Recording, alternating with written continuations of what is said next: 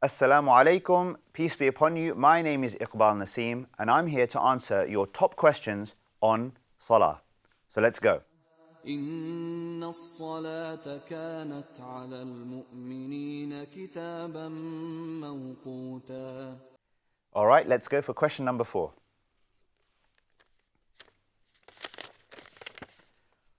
What can I do if the imam leading the prayer is too fast?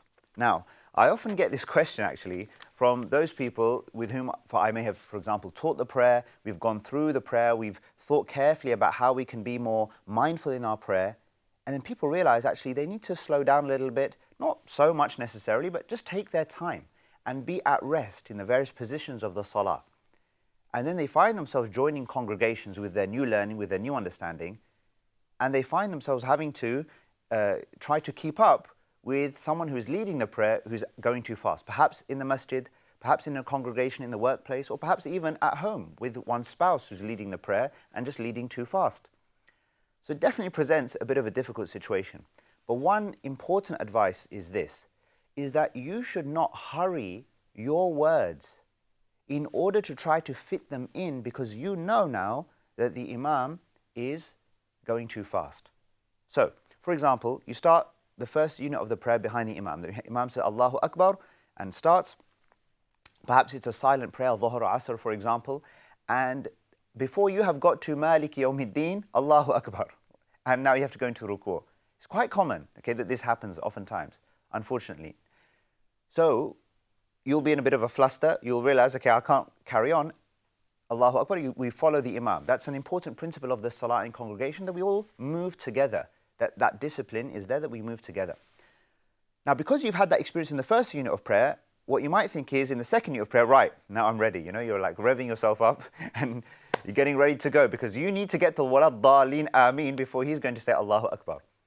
And then now what happens? Alhamdulillah Rabbil Alameen, Ar-Rahman Ar-Rahim, Maliki Yawmiddin, Iyyaka Na'budu. You're going fast, Walad Dalin Ameen, and then maybe the imam then says Allahu Akbar, right? And you think, oh, alhamdulillah, I fit it all in. But, think about what's just happened. You've expressed yourself at such a pace that it starts to become unreasonable. We have then prioritized the pace and the quantity of the communication, if you like, than the quality of the communication. And I'm saying that no, we should not allow the pace of the imam, the unreasonable pace of the imam perhaps, to force us to quicken up our own speech behind the imam unreasonably. Now, of course, there's difference of opinions about, for example, with the Fatiha. I mean, I've been giving the example of the Fatiha. There's some difference of opinion about whether the people following the imam need to say the words of Al-Fatiha or not, for example. But we can find this situation in different parts of the prayer, right? We all agree that when we are behind the imam, we say Subhana Rabbil Azim, Subhana Rabbil A'la in our ruku' and sujood, in bowing and prostration, for example, and At-Tahiyyatu Lillah, etc., in the sitting position. And in all of these different positions, we can find that we haven't finished what we wanted to say or what needs to be said, and the imam has moved.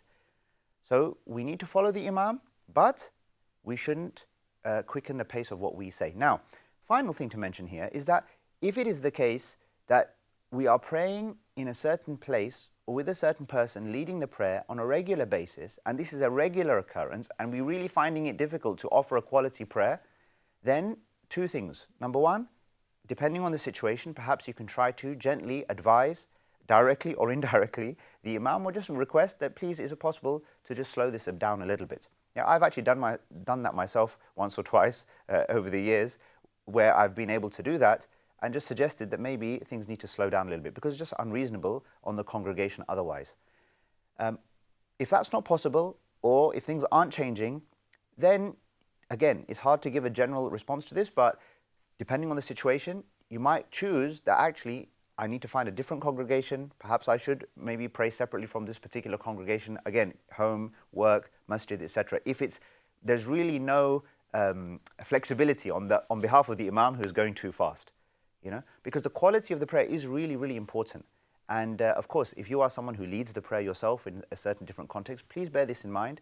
Pray at a reasonable pace that allows those behind you to focus and to move between the positions of prayer in a way that is reasonable and allows you to be at rest in between the positions of prayer. That's really, really important. It's really part of the principles that allow the prayer to be accepted, to pray in a respectful manner. So I hope that's helpful, And inshallah, I hope that we can all pray together and be together in such a way that allows us to maintain a reasonable pace and high quality prayers.